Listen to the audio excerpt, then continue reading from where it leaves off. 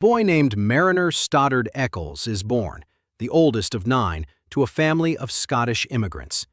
His father runs lumber mills in Oregon, and by the age of 8, Marriner is working 10-hour shifts in the mill for 5 cents an hour. 5 cents an hour. 5 cents an hour.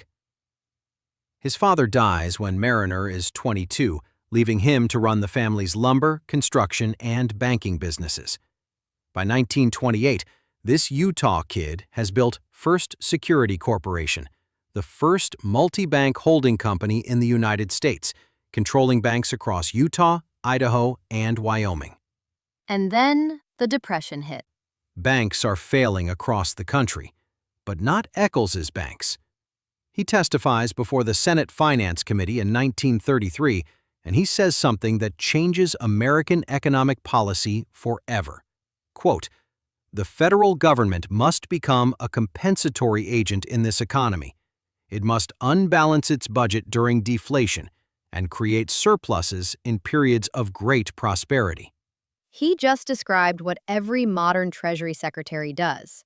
In 1933, FDR hears about him, brings him to Washington, and in November of 1934, Roosevelt nominates this Utah lumber mill kid to chair the Federal Reserve Board.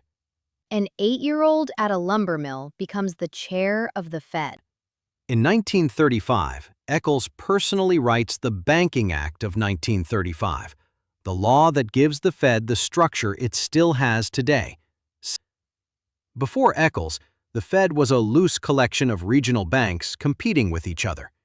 After Eccles, it was an independent national institution.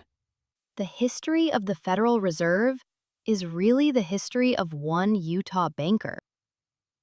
He served 17 years on the board.